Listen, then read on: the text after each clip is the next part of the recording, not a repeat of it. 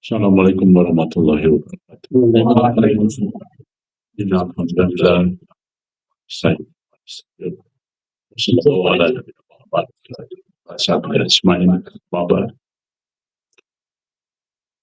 sekalian, ini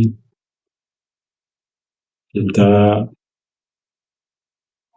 sedang dalam acara kuliah bagi penduduk Tanah Ujlah. Sekarang sekalian, kita sudah membahas tahap-tahap yang ada di Tanah Ujlah, tahap-tahap pencapaian tujuan akhir, ujian-ujian tujuan akhir. Dan bahkan kemarin 2 hari kita sudah mengambil resume-resume yang menjadi bagian dari prinsip kita, karakter kita, filosofi kita. Nah, sekarang kita balik, karena kita sudah memahami level-level yang harus kita lalui. Sekarang kita memberitahu kepada teman-teman yang belum ujlah, apa saja sih ujian sebelum ujlah. Jadi ujian akhir bagi yang akan datang ke tempat ujlah. Jadi itu mata kuliah kita hari ini adalah ujian ruhani sebelum masuk ke tanah ujlah. Baik. Dan ini modul ini besok disampaikan, rencananya insya Allah jadinya besok untuk di-off satu grup dan salah satu tema ini bagi teman-teman yang belum ujlah dan ingin ujlah, harus mempersiapkan diri mental-mental seperti ini.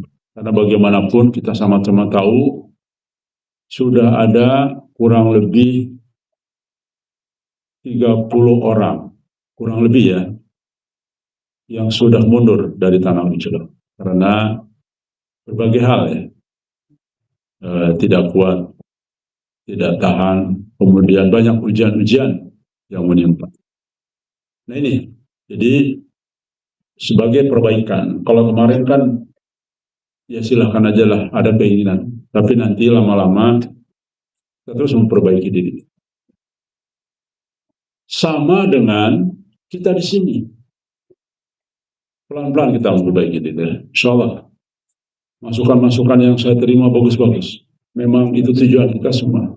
Tapi kadang-kadang kita harus bertahan untuk memperbaiki diri karena menyangkut berbagai pemikiran yang berbeda, berbagai pemikiran yang tidak tentu, belum tentu sama semua. Jadi ini harus ada semacam step by step. Demikian juga dengan yang dari luar. Sekarang kita harus sudah mulai terbuka kepada mereka-mereka yang sebelum ujlah bahwa di sini ujiannya berat. Jadi harus siap mentalnya ke sini. Jangan hanya karena ikut-ikutan. Demikian tema yang kita akan sampaikan pada pada sore ini. Teman-teman sekalian, saya pernah menjelaskan bahwa sejarah khususnya terkait dengan spiritual dari kisah Ashabul Kahfi itu kan bukan sekedar pelarian 7 pemuda sebetulnya, tetapi ketika kita membaca tafsir-tafsir ulama, ya, itu merupakan simbolik jalan ujlah menuju keselamatan iman, ya, dari dunia yang tenggelam dengan fitnah. Itu simbol ruhaninya dari takluk-takluk. Nah, sebelum seseorang benar masuk ke sini, harus siap dengan ujian ruhani yang mencakup aspek utama ya. Nah, ini jadi kalau di tanah ujlah kemarin sudah kita kupas, walaupun belum dikupas satu persatu ya dengan mendalam. Nanti kita akan ada pendalaman terus. Kemarin minimal kita paham dulu, dapat gambaran ini ya, menjadi Ashabul Kahfi itu tahapannya ini, dan semua berdasarkan rujukan kitab, rujukan hadis sebagainya, yang akhirnya kita mampu nanti. Saya harap target ini saya kemarin sudah sampaikan ke beberapa yang masuk ke ruang saya punya target, punya keinginan. Ini teman-teman bermahabbah kepada Allah. Jadi tolong apapun nanti yang diprogramkan, semua harus sudah siap ya Mbak. Jadi akhir tahun ini saya berharap semua sudah sampai level mampu bermahabbah dengan Allah ya. Itu target saya. Nah nanti saya menilai, misalkan si Fulan, aduh ini masih jauh nih levelnya. Nah, nanti mungkin ada semacam pendekatan khusus lah. Saya mungkin panggil secara personal ya untuk terus memperbaiki diri. Jadi saya ingin semua seimbang. Yang sekarang sudah mampu bermahabbah, alhamdulillah, pertahankan terus. Karena berarti yang sudah mampu kan jadi leader di mata Allah ya, jadi contoh. Jadi begitu kepada yang sudah mampu bermahabbah, jadilah contoh bagi yang lain ya.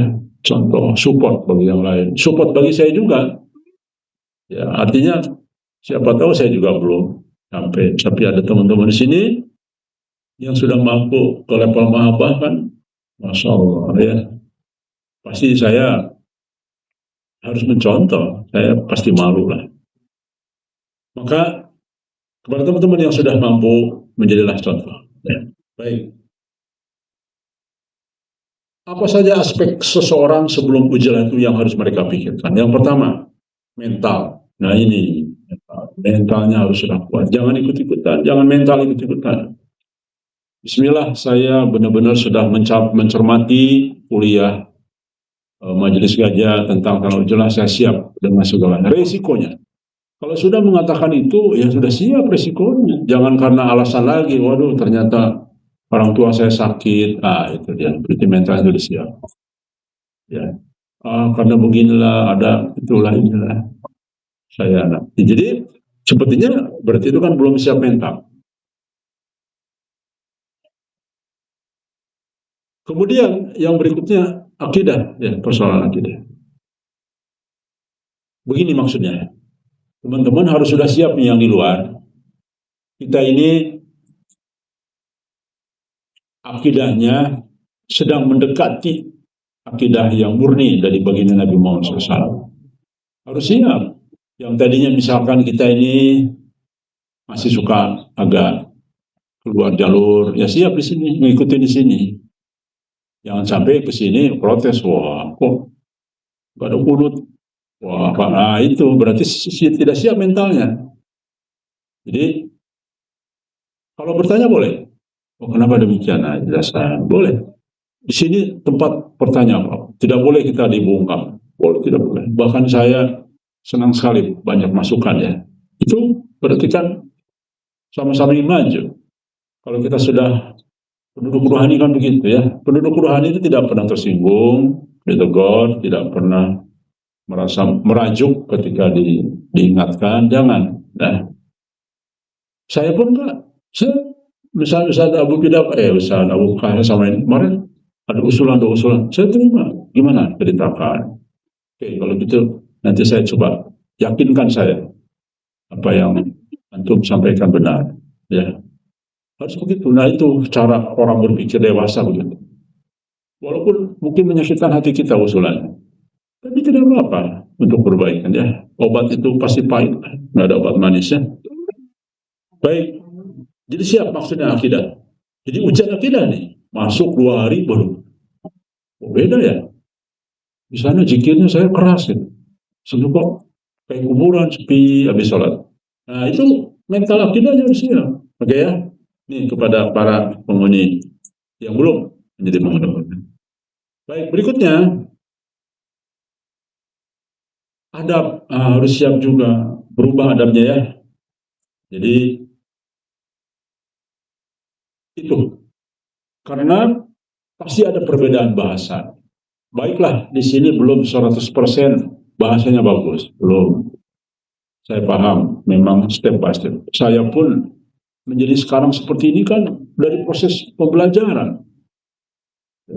Contoh MQ lah.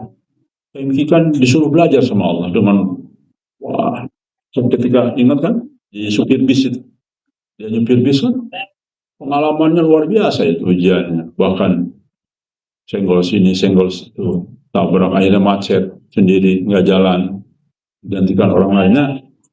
Memang begitulah proses belajar, nggak bisa ada yang sim bim salam. Di sini pun tidak bisa 100% tegakkan yang sesuai dengan Nabi betul.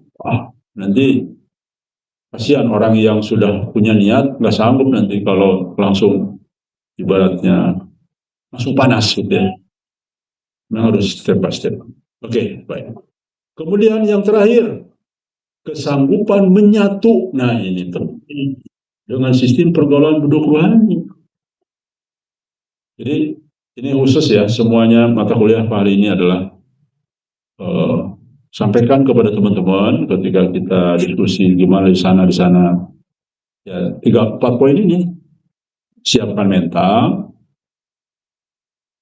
itu artinya kangen dengan keluarga, apalagi jauh seperti teman-teman kan banyak yang jauh dari Aceh, dari mana, mungkin Mas juga sering dicek orang tuanya kapan nak sekali pulang, kan sedih itu sebenarnya. Tapi mak, saya sedang berjuang di sini, saya di sini juga untuk mak juga, nanti tenang mak, di sini kita bahagia insyaallah. Kita terus sambung dengan doa. Nah begitu itu. Sakit, sakit apa? Kalau sakit perut mah nggak usah lah saya tengok. Nanti saja mungkin kalau sudah dianggap berat ya dan sebagainya, baru mungkin saya usahakan pulang dulu. Bagaimanapun juga orang tua kan kadang-kadang rindu berat ya. Nah itu, jadi kita harus siap mental itu. Oke, jelas ya. Jadi 4 inilah setelah saya pelajari 4 ini, kesiapan. Kita akan lihat. Jadi poin-poin ini saya dari pelajaran pengalaman. Oh, ternyata kesini si pulang gagal, oh ininya kurang. Oh, si pulang gagal kan ini, oh iya, oke. Jadi ternyata orang yang sebelum ujilah harus siap ini. Baik, kita teruskan.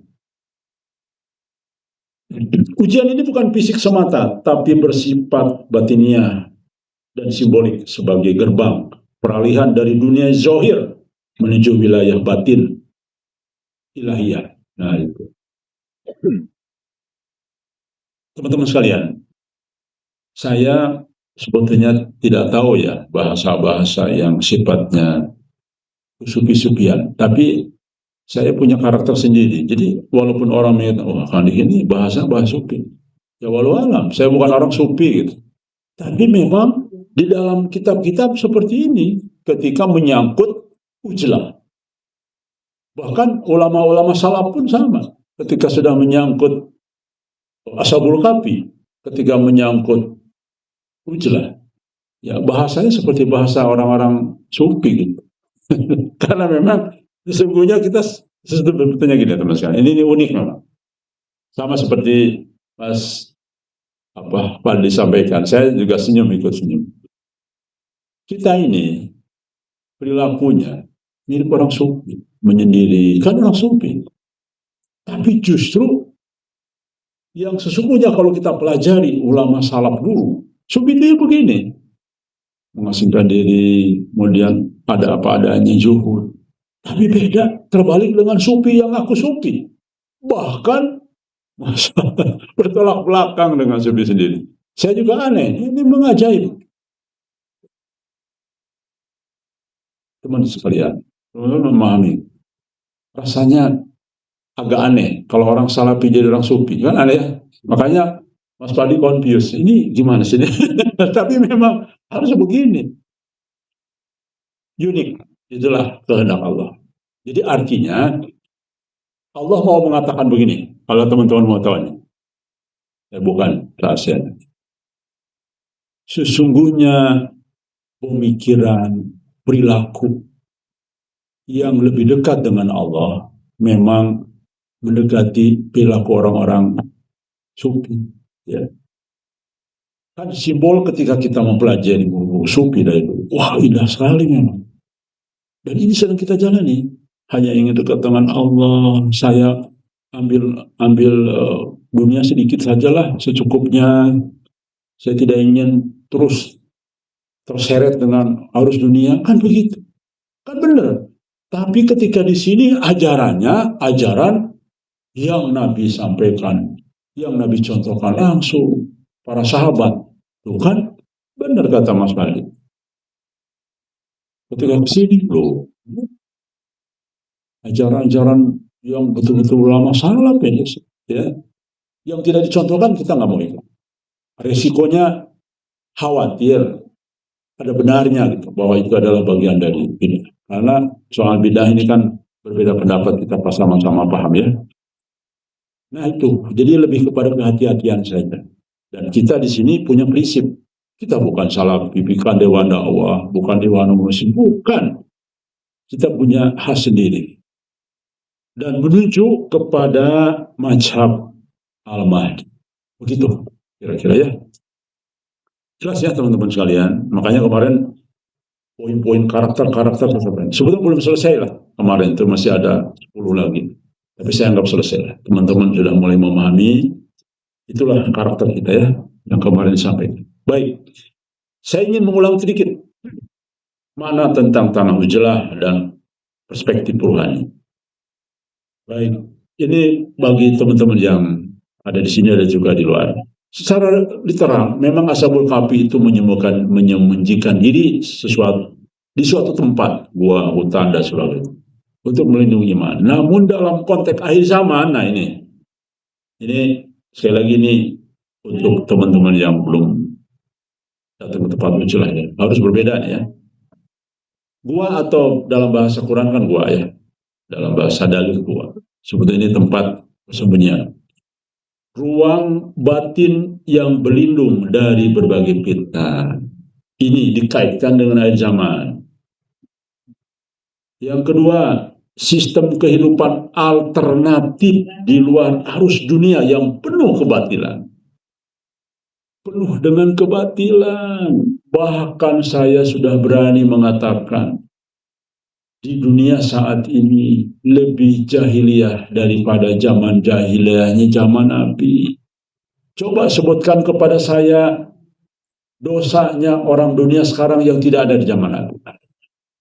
Kan nggak ada zaman sekarang jual beli perempuan. Siapa bilang? Lebih banyak. Jual beli perempuan banyak sekarang. Zaman Nabi ya, dijejerin perempuan ini sekian. Sekarang banyak banget. Di hampir ada ribuan tempat jual beli perempuan sekarang itu. Ya. Oke, sama persis. Lebih rumit sekarang malah ya. Siapa bilang?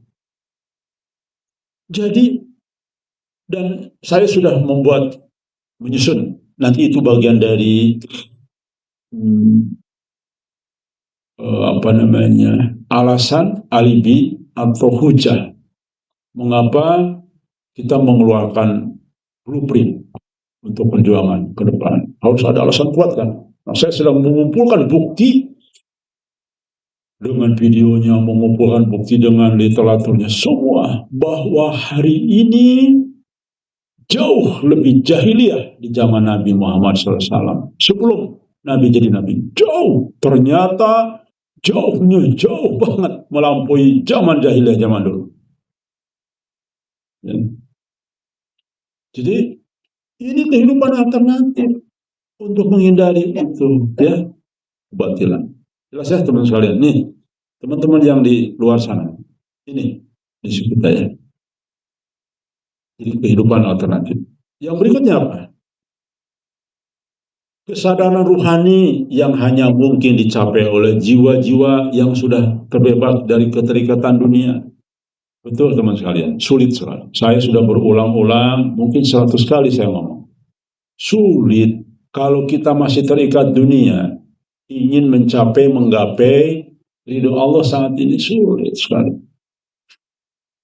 Tidak ada siriknya, ada korupsinya. Tidak ada ini, ada itunya, semua.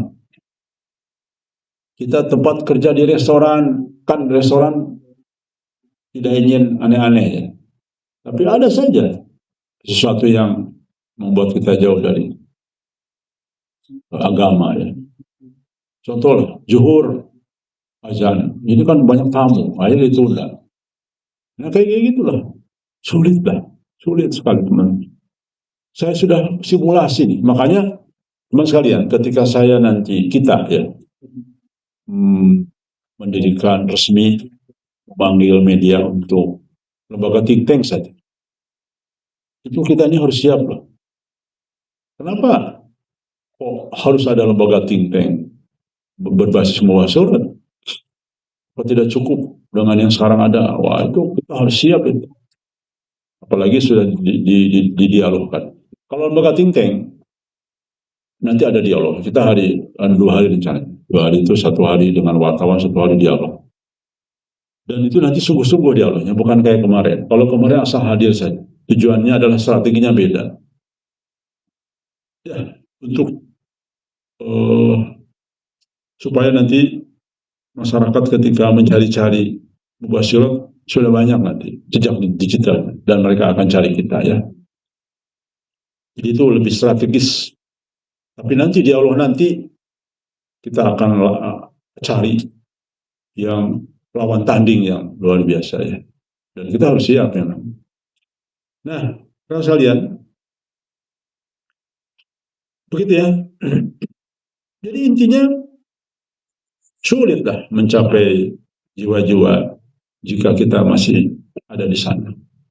Silakan cari rumusan lain seperti yang pendapat saya. Katakanlah, oh gampang Kang, di penduduk dunia gampang juga untuk begini ya. Silakan, saya sudah mengutak-atik sudah lama saya.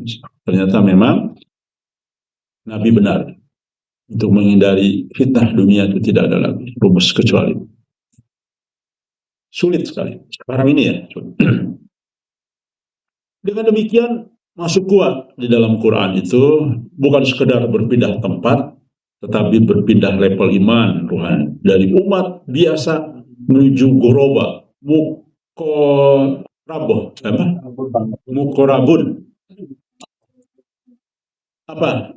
goroba mukorabun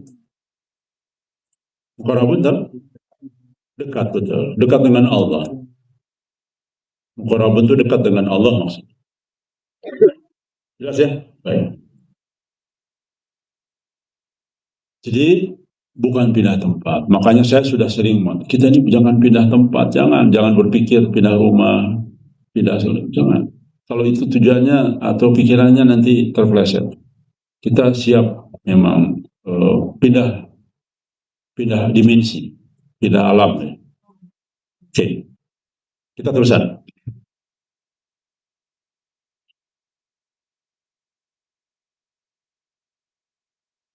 Hari ini ada 4 orang ya yang tidak hadir ya.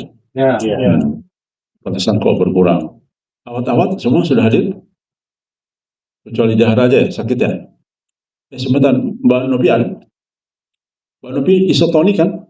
Minuman istonik biasa kan? Oke. Ya.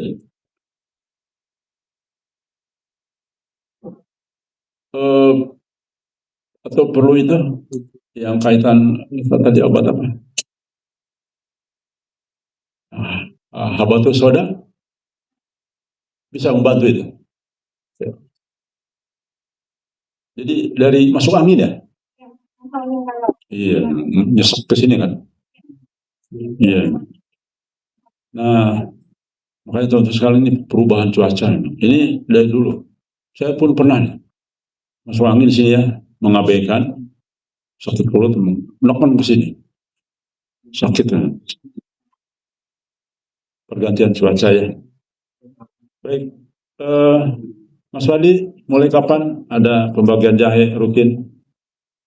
Mulai besok ya?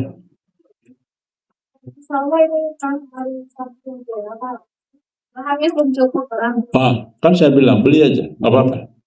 Nah, kalau nggak cukup beli, ada apa-apa. Supaya kita ini ya hangat. Oke, berikutnya yang kedua, 4 ujian final sebelum masuk kuat. Pertama, kita akan sampaikan ujian mental, tekanan realitas dunia dan penderitaan. Teman-teman sekalian yang ada di rumah, hati-hati dengan ini ya, ujian mental. Nih, godaan apa sih yang disebut ujian mental? Godaan rasa takut, trauma, dunia dan tekanan sosial. Jadi gini maksudnya, nanti di sana makan gimana, gitu. Terus nanti gimana beli keperluan, nanti gimana. Nah itu ya ada rasa takut lah selalu kan. Ya manusiawi memang. Tapi ya tadi harus siap mental ya. Orang dunia itu begini maksudnya. Jadi ketika kita di sini harus siap dengan tidak makan bakso yang harusnya tiap sore, ya semua pokoknya itu bagian dari trauma. Sama dengan handphone nih, kan kita sudah terbiasa terbelit handphone.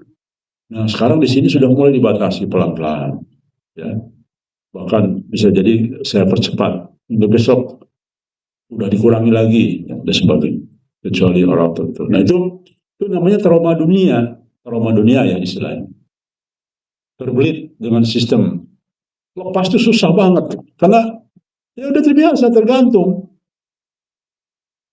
Lalu tekanan sosial ya. Ya itulah biasa dari keluarga, dari mana-mana dan sebagainya. Bahkan saya sudah berkali-kali saya katakan saya saja diasingkan oleh keluarga ya. Oke. Harus siap menanggung penderitaan, penolakan, bahkan kehilangan keluarga demi kebenaran. Nah, ini sudah terjadi. Saya mengambil ini dari gabungan antara fakta dengan banyak kitab. Ya. Ini faktanya begini, kita di sini banyak dengan keluarga ya. Penolakan, dan saya tahu persis A sampai Z-nya. Kenapa? Karena melalui saya semua kan. Penolakan itu, bahkan saya diinterogasi, saya nelfon, ada ustadz dari Timur Tengah telepon saya, karena ada keluarganya yang ngadu. Saya diajak bahasa Arab. Mohon maaf, saya bilang saya nggak bisa bahasa Arab ya.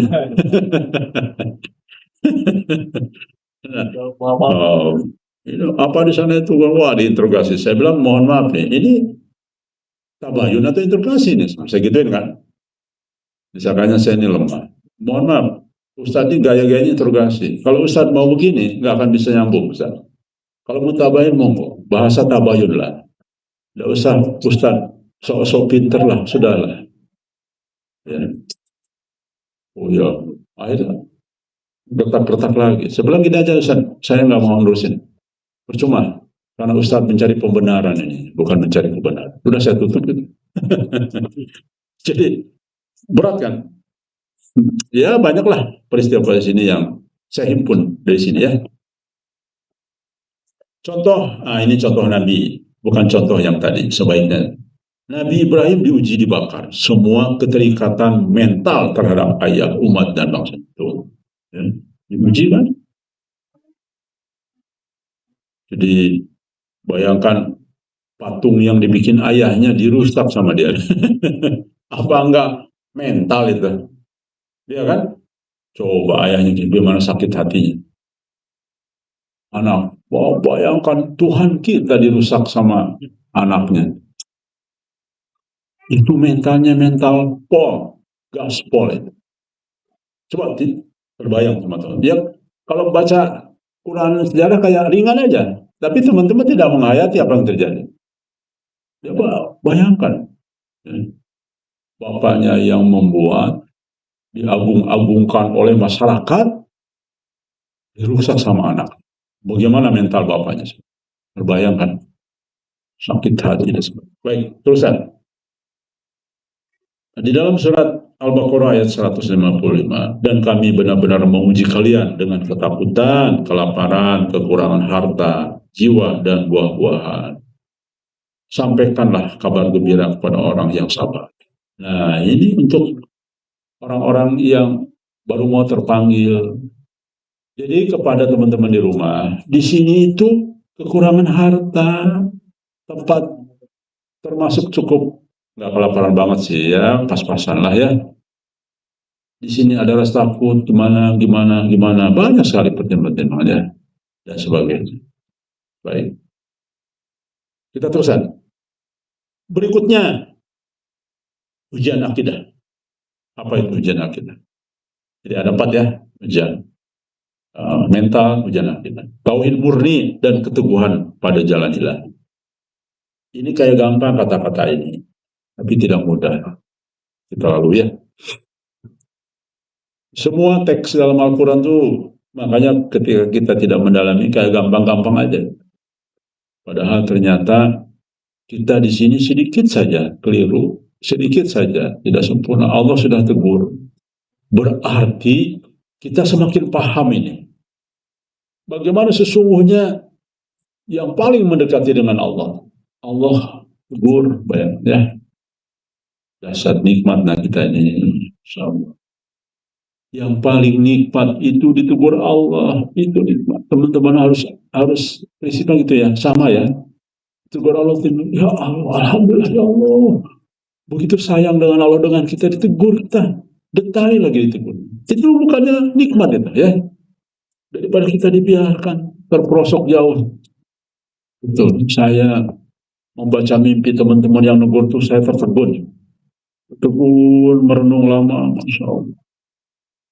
Dahsyat sekali. Saya sampai kadang-kadang ada beberapa mimpi saya tidak tahan menitikkan air mata ya. Artinya nikmat sekali ya Allah. Terima kasih ya Allah. Kita bersyukur sekali Engkau tegur kami agar kami terus Engkau ridho ikhlas ya. Yang poin pertama, fitnah Dajjal dan sistemnya yang sekuler global pasti menggerus, mengguncang akar akidah sudah lama ini. Makanya teman sekalian, orang yang berislam puluhan tahun di satu daerah seolah-olah kan benar ya Islam sesuai, padahal tanpa disadari itu sudah dicabut dari akarnya. Ketika ke sini kaget ya, wah ini Wahabi nih, wah ini radikal nih, radikal. Padahal sesungguhnya fitnah Dajjal dan sistemnya itu merusak sistem Islam sesungguhnya. Begitu teman sekalian deh. Nah, jadi teman-teman yang masih di rumah siap-siap sampai ke sini seolah-olah pemikirannya berbeda. Padahal sesungguhnya Andalah yang sudah tercabut akarnya itu. Di sanalah yang sudah tercabut. Kira-kira gitu ya. Baik, kita teruskan. Makanya kemarin waktu ada tabayun ke Sina itu kalau ini tabayun tuh. Yang kemarin 4 perwakilan tokoh masyarakat tabayunnya itu tabayun namanya, bagus. Dan tanya, ketika saya katakan kami di sini gabungan dari semua latar belakang, tapi kalau di sini menyatu, ada ini, mereka sempat kaget, oh gitu ya, bisa ya, iya bisa. Nah itu kan, oke. Harus memiliki akidah tauhid yang tidak bercampur dengan syirik, tidak berpaut dengan dunia, dan tidak ragu atas janji Allah dan nubuwah Rasul. Tuh, ya. Kita di sini nggak boleh dong janji ragu dengan janji Allah. Ya, harus mentalnya kuat. Sudahlah, Allah sudah mengatakan Allah menjaga kita di sini. Tapi bagi yang ragu-ragu masih meyakini dengan harokah sebelumnya, malah membanding-bandingkan, wah hati-hati ya. Karena bagaimanapun di sini terbimbing oleh Allah, bayangkan.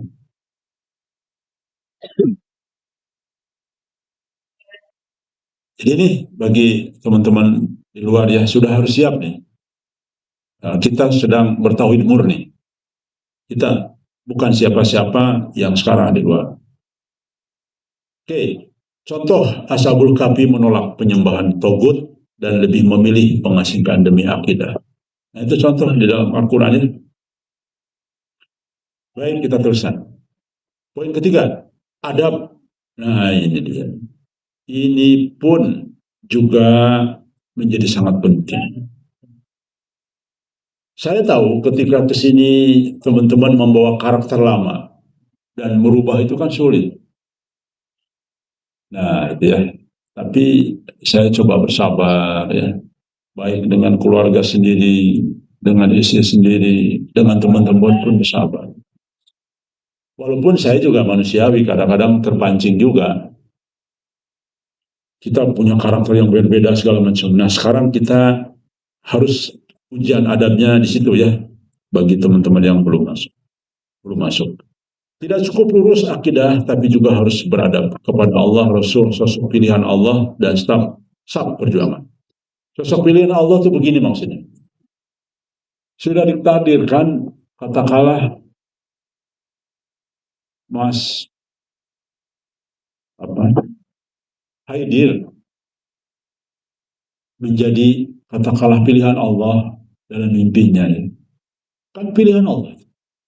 Bahkan akan memimpin menjadi panglima nanti, ya, katakanlah ketika perang Ghazwahir.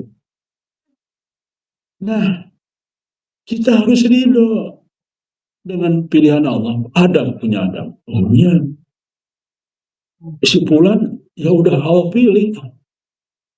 Memang melihat track recordnya, faktanya sekarang, kemudian banyak mubasyiratnya bahwa Mas Hairullah sebetulnya pemimpin rohani. Ya udah, walaupun kesini gelarnya Profesor Doktor, LC-nya ada 10 ke belakang, ya patuhlah begitu. Kira-kira gitu ya, paham ya teman sekalian. Jadi tegak lurus akidah itu begitu. Terkait dengan ini juga adab. Kan ini bab adab ya. Sudah kita hormati keputusan Allah. Pasti Allah Maha tahu mengapa menunjuk si fulan.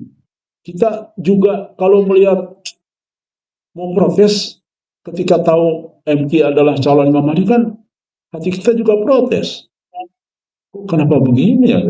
Tapi kan pasti ada suatu maksud Allah yang kita tidak paham, tidak terjangkau oleh kita ya. Nah begitu. Ada kaitan dengan akidah ya. Banyak yang gagal bukan karena salah konsep, tapi karena salah sikap dan hati. Nah itu dia.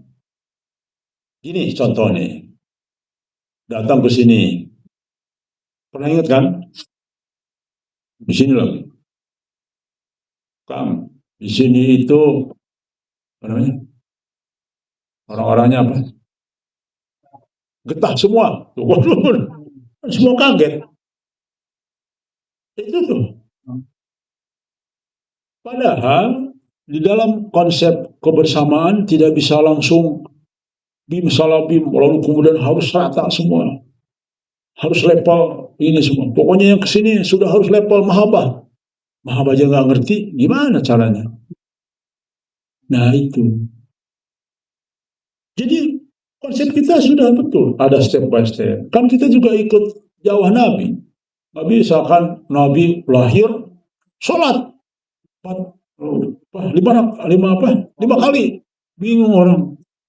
Apa? Kuatkan dulu kebersamaan, tauhid, akidah. Nah sudah yakin penuh, nah baru disuruh apapun ikut. Itu cara pendidikan. Jadi kita ini kan nggak merata juga. Ada yang sudah kuat, ada yang belum. Ya. Jadi bukan konsep yang keliru, tapi salah sikap tadi. Nah contoh tadi, ada seseorang ke sini, Bang, di sini tuh getah semua nih, harus dibuang getah-getahnya. Saya kaget juga. Ya benar sih, betul. Ada benarnya, tapi kan salah tempat, salah sikap. Ya, yang lain kan merasa tersinggung. Wow, ini gue diganggu betah semua. Tapi karena saya mencoba bijaksana, yang lain tidak emosi. Nah itu, teman sekalian ya. Jadi, insya Allah konsep kita menuju kepada kebenaran. Ini kan step by step yang menuju kepada kebenaran.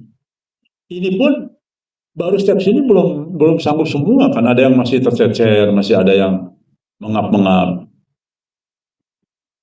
Memang sudah ada sebagian yang siap, yang sudah. Tapi kan masa kita harus lari terus sementara teman-teman ditinggalin, sementara mereka sudah punya niat baik. Nah, kepada yang siap merangkul, ya, mengingatkan. Itu yang benar konsepnya ya.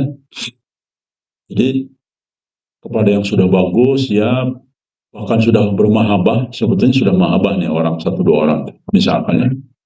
Nah, kita tolong teman-teman yang lain, ketemu di sini ingatkan, ketemu di situ ingatkan. Itu oke ya, baik.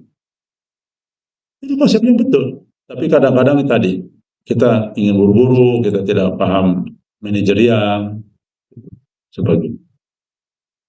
Adab inilah yang membedakan ghuraba sejati dari orang-orang biasa yang ingin selamat secara egois. Ini teman-teman sekalian. Contoh, baru saya ngomong tadi. Yang sudah merasa baik, jangan ego. Wah, ini harus segini semua nih, harus segini semua. Nah, iya standarnya, tapi lupa bahwa kemampuan orang itu beda-beda, pemahaman orang beda-beda, ya. Nah itu dia teman-teman sekalian. Jadi ghuraba sejati itu pasti, pasti dan pasti. Saya tahu dari pengalaman. Ghuraba yang sesungguhnya itu punya jiwa dakwah kuat, ingin membantu orang lain. Karena inti ghuraba itu kan menyampaikan sesuatu yang berat di tengah masalah, tapi dia berani menyampaikan. Yang asing, walaupun asing dianggap gila sama orang, gak peduli, yang penting saya ingin nolong mereka. Padahal mereka bukan terima kasih, malah anggap kita gila. Itu ghuraba sejati ya. Teman-teman harus jadi ghuraba sejati di sini. Jadi jangan ninggalin teman-teman. Kang, sudah harusnya begini deh langsung. Tidak bisa. Ingat teman-teman lain, belum tuh sanggup. Nah kita menyamakan dulu lah. Walaupun masih levelnya mungkin beda, tapi jangan terlalu ketinggalan jauh. Gitu. Masalahnya di sini belum ada yang tobat beneran nih. Ayo, ingatkan lagi. Kita sudah level mahabbah, ini ketinggalan jauh kan? Tolonglah teman-teman. Nah itu ghuraba sejati ya. Keluar juga begitu. Kita pengen nyampaikan sesuatu kebenaran. Bukan egoisme, ya, bukan egois sendiri. Oke, terusan. Imam Malik berkata, pelajarilah adab sebelum ilmu. Betul. Setelah saya pelajari, prinsip ini benar. Orang mencari ilmu tanpa adab, keluar kan? Dalam beberapa bulan kemarin kan? Dua kelompok, dua pasangan. Itu apa? Ini tidak punya adab kepada Allah. Karena Allah yang ngasih tahu sudah dalam mimpi si fulan begini. Wah ini harus gitu. Itu makanya adab itu penting. Pintar memang segala macam, tapi kan adab nggak tahu. Akhirnya tadi apa? Tersingkir. Yang satu lagi begitu, merasa sudah banyak lama di organisasi sebelumnya, merasa paling nyunah, gitu ya. Akhirnya begitulah. Itu. Jadi adab itu penting ya teman-teman sekalian. Nomor satu adab. Bahkan ulama siapa? Saya lupa. Sampai 20 tahun belajar adab dulu ya. Siapa tuh belajar? Ustaz Abu Qasa siapa? 30 tahun. 20 tahun. Oh ini Ustaz Abu Qasa nggak hadir ya? Oh ngajar, ya ngajar. Gantian ngajar. Baik. 20 tahun nggak belajar ilmu loh. Di pondok pesantren, mau tahu teman-teman sekalian, rata-rata begitu, belajar adab dulu. Nanti setelah adabnya itu, baru betul, itu penting. Karena kalau belajar ilmu langsung, tanpa adab, nanti kurang ajar, nanti berlebihan, atau meluncak gitu ya, meluncak. Oke, baik, kita teruskan. Yang keempat, ujian kesiapan ruhani, kematangan makrifat, mengenal Allah, dan tunduk total kepada titik langit. Taktik langit. Begitu. Jadi, kita kalau sudah matang mengenal Allah dan tunduk total kepada taktik langit. Jadi begini maksudnya. Ada contoh lah. Kenapa calon Imam Mahdi kita kok demikian gitu. Kenapa tidak langsung akhlaknya bagus gitu. Itu pasti Allah punya maksud, ada taktik sesuatu yang kita mungkin tidak pikirkan. Tapi bahwa kita mengkritisi harus, karena sesama saudara.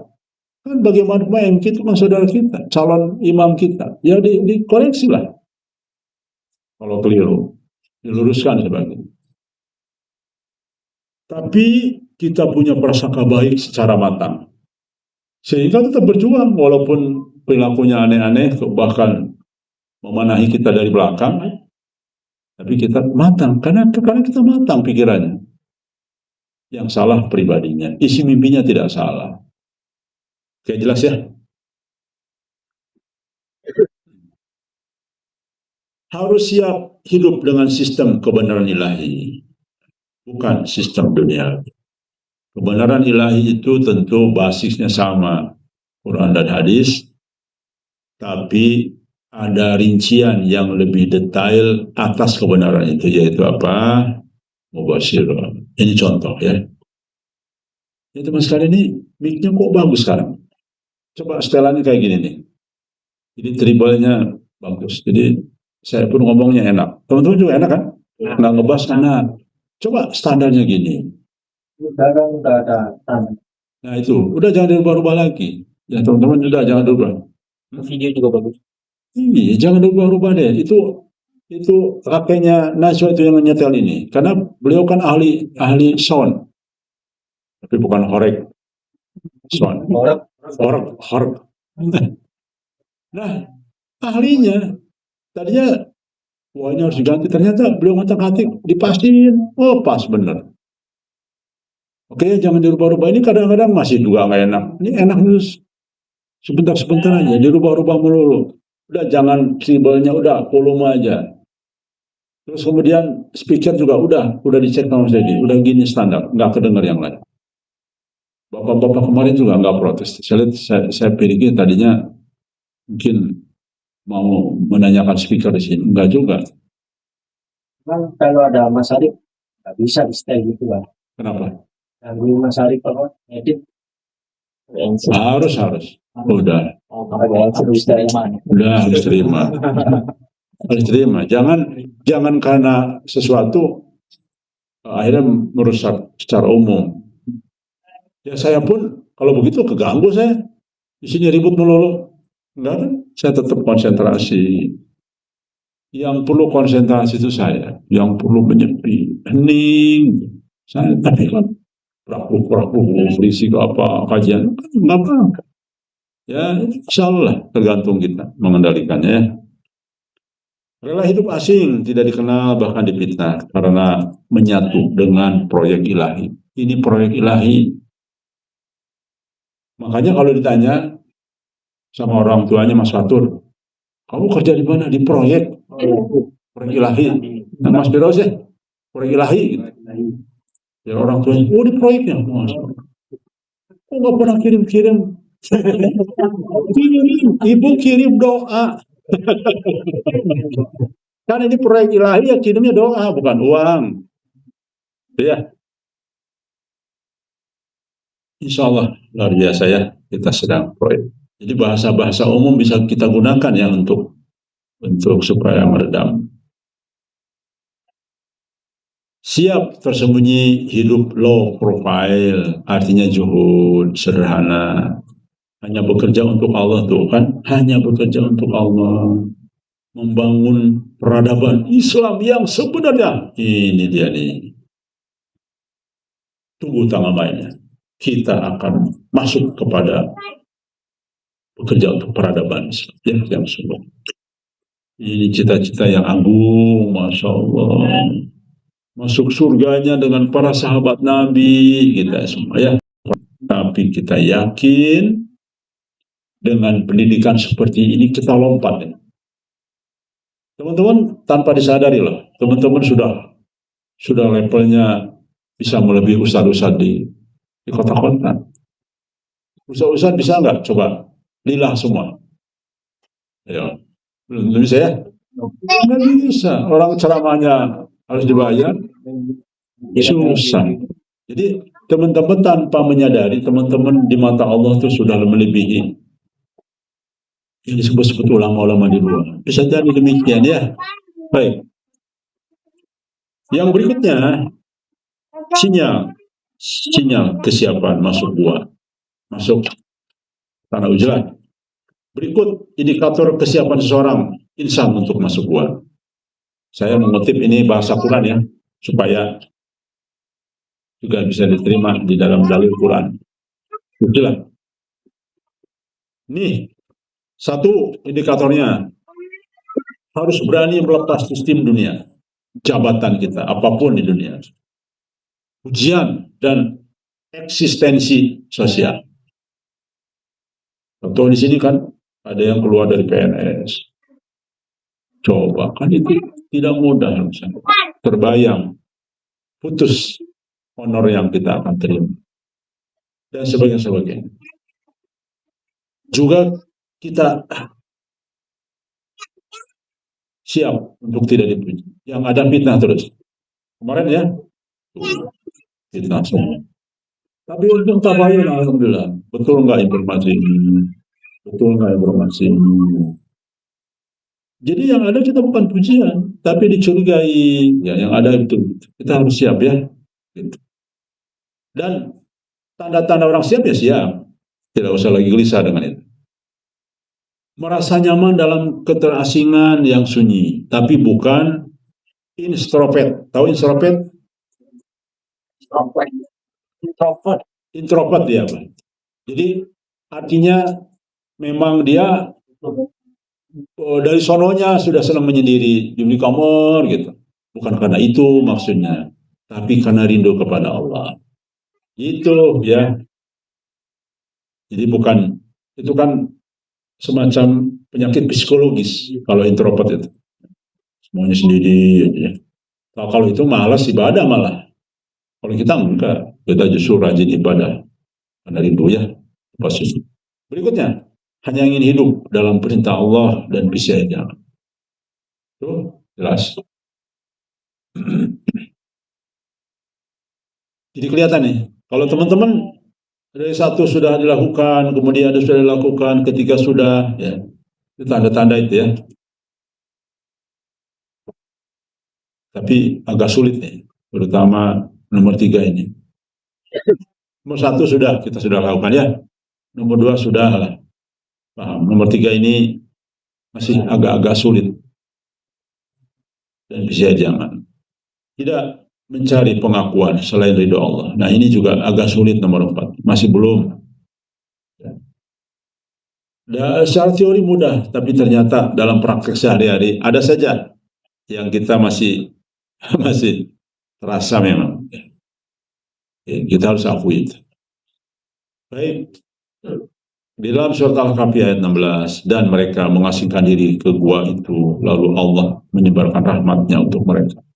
Nah itu ya, jadi rahmat itu memang harus melalui 4 step ini, baru itu namanya indikator siap seorang insan untuk berjalan. Sudah siap nih, akan begini, oh ya, harus saya lalui. Ya. Oke, dengan kesadaran ini, itulah bagian dari indikator bahwa seseorang siap menjadi ashabul kahfi pada akhirnya ya. Begitu. Ya. Oh, ke bawah lagi ya. Baik, terusan. Kemudian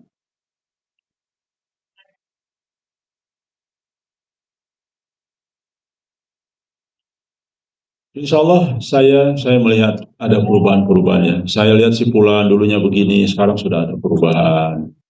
Walaupun sini itu kan sudah usia setengah tua semua. Sudah tua. Sulit, saya tuh begini ya, saya kan pernah belajar psikologi ya. Kalau nggak selesai. Saya paham. Mendidik seperti seusia masjidan itu, waduh berat itu. Merubah masjidan itu seusia 40, 35 itu udah berat banget itu. Sudah keras, kalau kepala itu keras gitu, susah dibentuk. Mendingan yang muda-muda yang masih dibentuk, walaupun agak anak-anak, agak bandel, tapi nanti pada titik tentu lebih mudah dibentuk. Lebih mudah. Asal udah dapet suasananya itu lebih mudah. Dididik apapun, jadilah. Tapi kalau mendidik Mas Widodo nyampu ke sini udah keras kepalanya, begini-gini udah keras. Mas Hugi, apalagi Mas Haris ya, udah 60 lebih. Waduh itu sudah karakternya tuh. Tapi ternyata alhamdulillah saya lihat berhasil. Kalau saya jujur, kita sudah berhasil. Saya sudah alhamdulillah berhasil. bisa pelan-pelan menyadarkan, bisa pelan-pelan. Ya. Batu sekeras apapun dengan tetesan air, lama-lama juga bolong itu. Lama-lama minimal kelihatan. Oke, jelas ya? Baik, teman sekalian. Analog spiritual, ujilah sebagai rahim baru. Analognya apa? Pertama, gua bukan tempat kelahiran, melainkan tempat kelahiran kembali. Ini kemarin, ya. Ini bagian dari kutipan prinsip ya. Mereka masuk gua akan ditidurkan oleh Allah dari sistem dunia dan akan dibangkitkan pada tugas global. Kita sedang ditidurkan ini dari sisi dunia ya.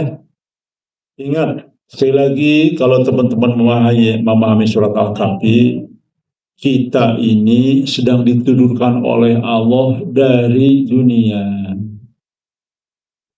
Kita dilupakan oleh keluarga. Saya pun nggak pernah diundang arisan lagi sana, dilupain saya. Udah lupain sedikit, itu ngapain ya? Sering nggak ketemu kan lupa lama-lama ya. Saya sampai pernah sholat ramai keluarga, wah kemana saja ini? Kita hampir lupa dengan kamu dikit. Aduh, dilupain. Oke, ya teman sekalian.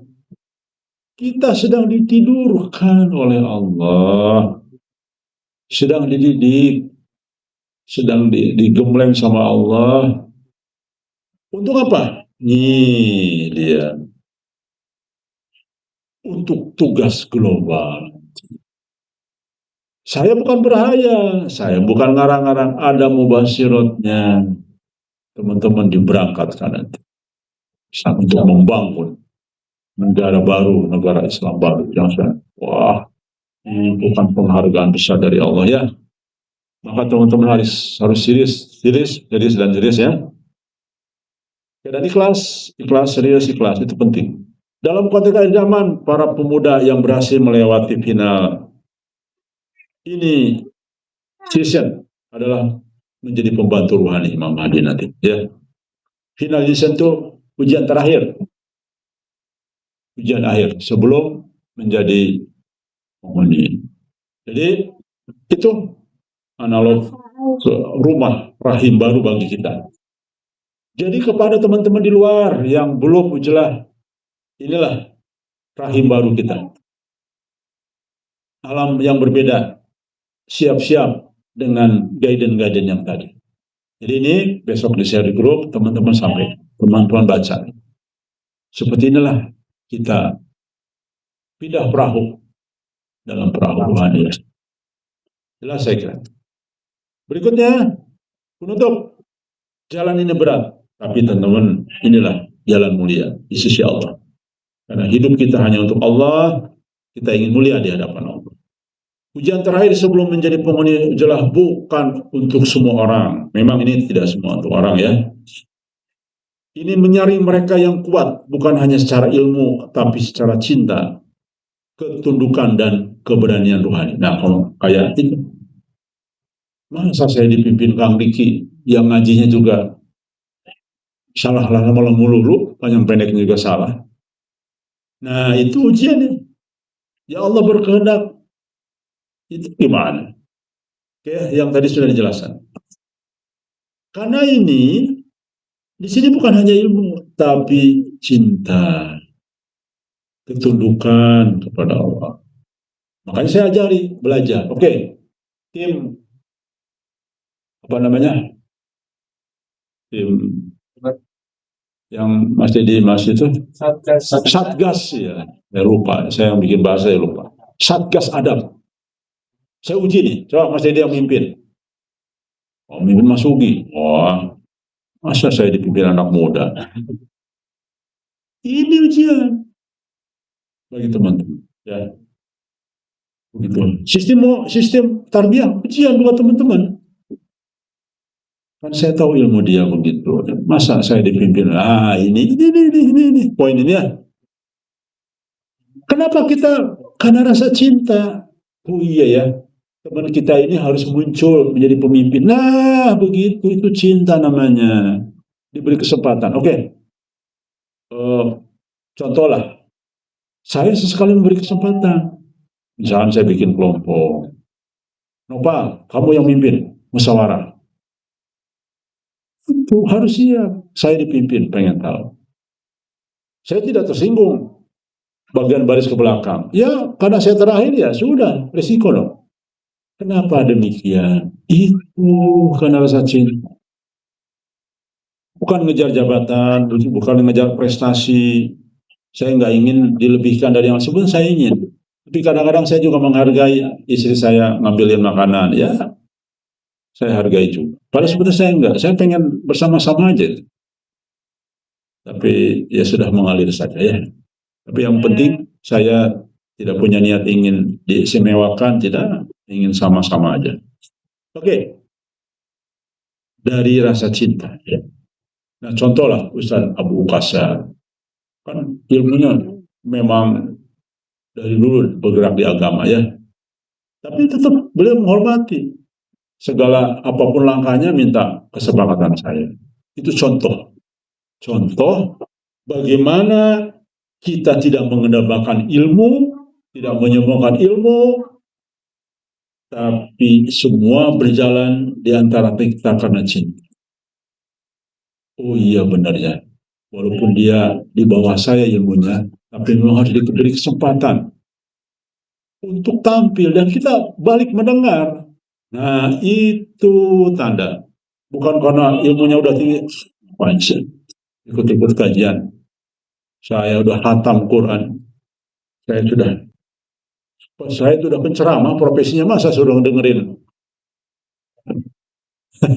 Mas Ugi. Nah, itu dia. Bukan dengan cinta, tapi ukurannya adalah ilmu. Salah di sini. Makanya yang kurang ilmu terpental kan, sudah banyak terpental kan, karena itu. Lihat yang masih di sini. Baik, rekan sekalian, jelas ya. Mereka yang lulus akan seperti Ashabul Kahfi di zamannya, menjaga cahaya iman di tengah gulita zaman. Penjaga cahaya iman di tengah gulita zaman. Ini baru titik-titik cahaya. Nah, nanti makin besar cahayanya. Kalau sudah siap penuh nih, baik cahaya pandangan dunia, mau cahaya personal-personal, baru menyebar. Oh ya, nyebar. Ketika menyebar, tubuh kita keluar cahaya, memercikan cahaya di sekitar-sekitarnya. Paham ya? Jadi hari ini kita sedang mengumpulkan cahaya di badan kita. Sedikit-sedikit masukin cahaya. Setelah cahaya penuh nih di badan kita nih, siap turun ke lapangan, siap menyambut. Setelah cahaya penuh, kita tidak akan tergoda dengan apapun. Jabatan, walaupun siapa? Mas Sugi, wah saya sudah berbakti dengan Kang Diki lama. Masa Kang Diki jadi pemimpin dunia, saya tetap jadi satpam? Nah, itu tidak boleh. Jadi, karena kita sudah punya cahaya penuh. Ustaz Abu Ukasa di sini sudah jadi pemimpin pendidikan. Sudah menjadi menteri Kang Diki. Masa saya jadi kepala sekolah? Harusnya kan minimal jadi dirjennya. Nah, kalau sudah bercahaya nggak akan tidak tergoda dengan apapun. Ikhlas karena Allah. Tuh ya teman-teman ya, paham ya? Paham sampai sini kan? Memahami kan secara keseluruhan ya? Baik. Insya Allah saya kira kita sedang mengumpulkan cahaya baik secara keseluruhan di sini, rumah besar ini, maupun secara personal. Oke. Teman-teman paham nggak? Ketika masuk cahaya, kan tubuh sudah penuh nih. Akan ada yang keluar nggak? Ada dong. Masukin sesuatu, pasti ada yang keluar kan? Yang keluar apa? Kegelapan betul. Nah, pintar. Siapa yang barusan jawab? Siapa? Balik. Mas Fadli. Saya kasih madu 1 sendok.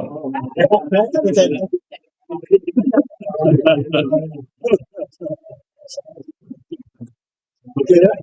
Setiap masuk cahaya, cek, pasti ada yang keluar gelap. Nah, ya. Nanti semua percaya. Saya minta, saya ingin, saya berharap akhir tahun ini kita sudah level ke Mahabasuk. Makanya tolong teman-teman yang sudah menjaga ibadah, saling tolong menolong ya, saling bantu, saling mengingatkan. Caranya apa? Dengan sistem tarbiyah itu. Oke. Dan Mas Fadli tolong harus adil. Setiap kali para murabi panggil. Sudah ada jawaban belum para murabi di tarbiyah? Belum? Laksanakan segera. Misalkan untuk para murabi seminggu 2 kali, 3 kali. Nah itu para murabi harus rata juga pemikirannya, jangan sampai berbeda-beda ya. Itu tugas Mas Fadli. Untuk targetnya Mas Fadli catat ini. Dalam hati, dalam batin, dalam tulisan, dalam apapun, catat. Walaupun di rumah, tulis ya. Target. Apa? Oke. Apa? Yaitu akhir tahun ini saya berharap teman-teman asuh sudah semua kepada Mahabah. Nanti kalau sudah, waduh, semuanya perilakunya beda. Akan lebih terasa berbeda. Walaupun sudah ada banyak kemajuan kita dibandingkan dengan awal ya. Alhamdulillah saya bersyukur sudah banyak kemajuan. Tapi untuk sampai Mahabah memang perlu satu ujian-ujian. Oke, saya titip amanah ini ke Mas Fadli. Untuk pendidikan saya titip ke Bu Kasa. Untuk penegak aturannya saya minta ke Mas Didi, salah ketua untuk Satgas Adabnya, dan untuk awat-awat remaja saya titip kepada umi-umi di sini ya. Baik, saya kira demikian teman sekalian, sudah lewat. Kita teruskan dengan belajar bahasa Inggris. Sekali lagi serius, karena teman-teman akan pada saatnya akan hijrah ya ke negara lain. Jadi harus punya bekal bahasa. Demikian, terima kasih. Wassalamualaikum warahmatullahi wabarakatuh.